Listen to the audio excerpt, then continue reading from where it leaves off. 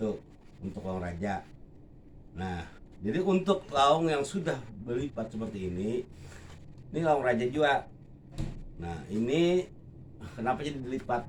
Dilipat ini biasanya yang dipakai oleh orang sudah tua atau orang yang mampu untuk memimpin.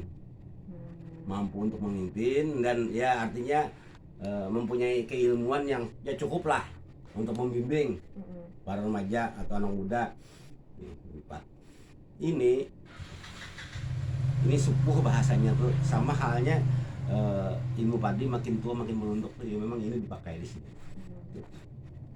Terus selanjutnya yang lingkaran tadi hampir sama, ini lam jalalah juga.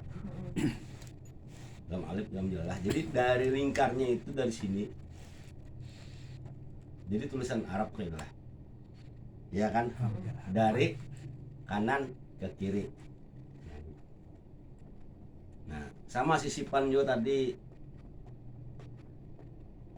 Ada sisipan, karena mau sisipannya miring ke atas, karena mau atau turun mau.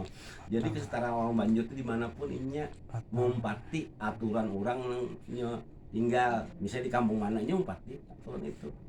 Orang Banjar karena maunya malah aturan tersendiri. Jadi mengumpati aturannya orang ada di situ. Nah, ini sama.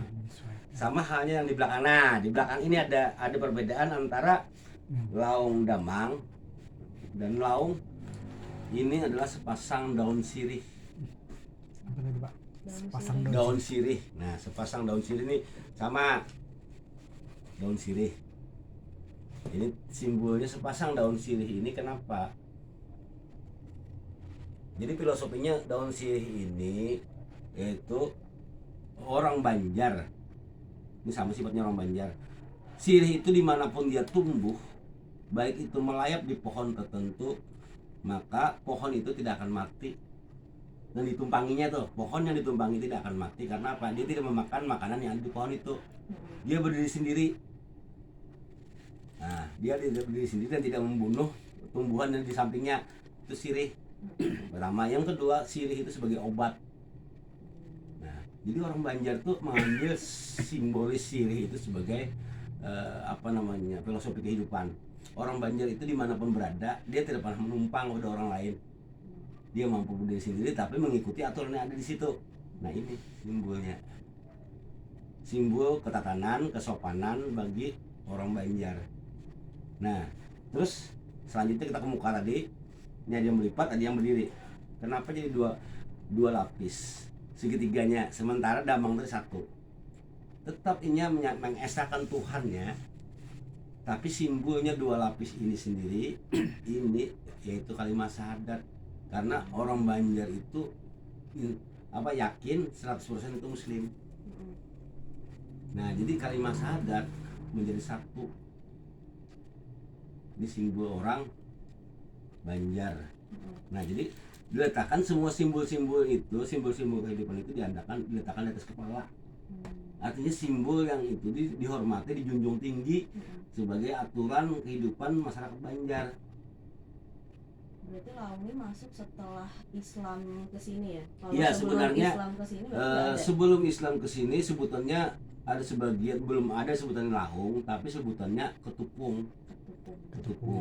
Ketupung itu dalam bahasa arti kata itu tutup kepala.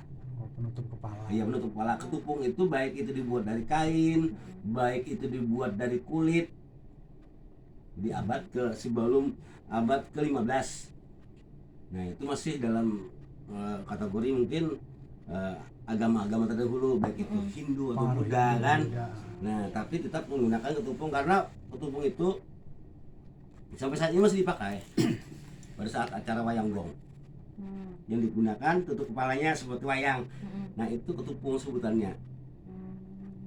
Nah, dulunya seperti itu. Jadi ada juga bentuknya yang dibawa. Memang pada zaman itu sebagian yang di Kalimantan ini bukan datang dari pedalaman sendiri, tapi asimilasi dari luar.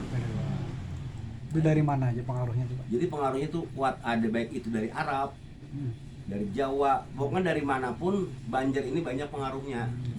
Ya, tapi rata-rata kalau pakaian di zaman itu ya sebelum abad 15 itu lebih cenderung kepada zaman Turki Utsmaniyah. Nah, jadi lebih cenderung karena apa? Motif atau jenis pakaian-pakaian itu digunakan seperti jubah, ya kan? Mm-mm. Nah, itu ngambil